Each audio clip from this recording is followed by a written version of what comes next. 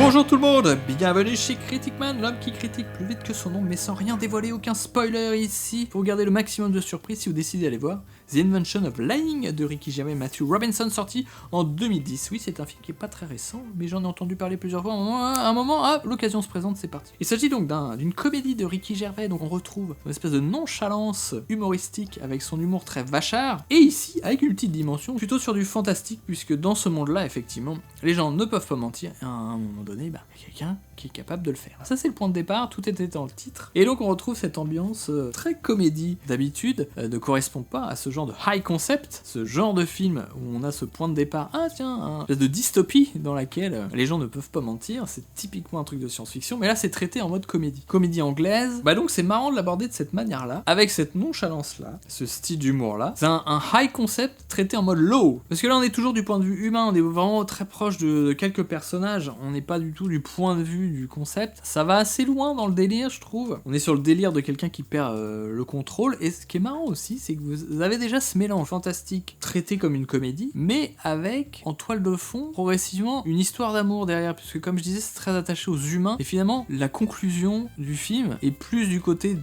l'histoire des personnes que du concept en lui-même. Donc à la fois ça fait un espèce de mélange comme ça plutôt original, par contre d'un autre côté visuellement c'est quand même assez pauvre, hein. Je trouve ça limite feignant. J'ai souvenir d'un plan à un moment le personnage se lève, on voit ses pieds comme ça et on suit les pieds et il sort de sa chambre un peu de mal à se lever ce jour-là, et on a vraiment un plan à hauteur de genre le truc le plus feignant possible, c'est-à-dire pied de caméra, on pose la caméra à hauteur de cadreur, donc à hauteur d'épaule, et on filme de cet endroit-là en bougeant, voilà, en faisant un panneau comme ça, on suit les pieds puis ça s'éloigne, c'est tout petit dans le cadre, c'est très moche. On peut pas prendre le temps de faire un petit plan un peu ras du sol, ça, en plus ça accentuerait potentiellement l'idée, parce que la sensation c'est moche. Donc ça je trouve ça dommage, c'est souvent le problème dans les comédies. Alors c'est vrai que c'est pas évident. Je vous parlais récemment de The Substance, un film avec énormément de mise en scène, avec un visuel hyper contrôlé, avec des cadres de ouf et du montage de malade. Bien sûr, dans une comédie, quand vous avez des humains en train d'interagir, si vous coupez beaucoup, si le filmage se vient par-dessus, ça peut couper. Et l'équilibre est pas évident à trouver entre j'utilise la mise en scène pour rajouter de l'ambiance, rajouter de l'idée à la scène, et en même temps laisser la nature humaine, les comédiens s'exprimer, c'est pas évident de trouver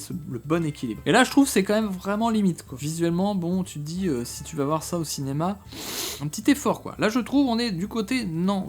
pas assez. Même si j'attends pas, comme je disais, une mise en scène de malade dans une comédie. Donc on est plutôt sur un film qui ronronne, je disais une ambiance un petit peu nonchalante, un côté agréable, c'est un peu aussi la limite, c'est-à-dire que c'est pas un film ultra puissant, ultra fort, mais il y a ce côté humain qui est très sympa, donc je conseille plutôt. J'ai passé un bon moment, si il passe comme ça à la télé, on me le propose, je le regarderai à nouveau avec plaisir, donc c'est pour ça qu'on est sur un 4 étoiles, je trouve que le film atteint ses objectifs, j'ai plutôt été touché. Donc c'est un film que je vous recommande, voilà, avec les limites dont je vous ai parlé, et nous on se retrouve bientôt pour parler d'autres choses.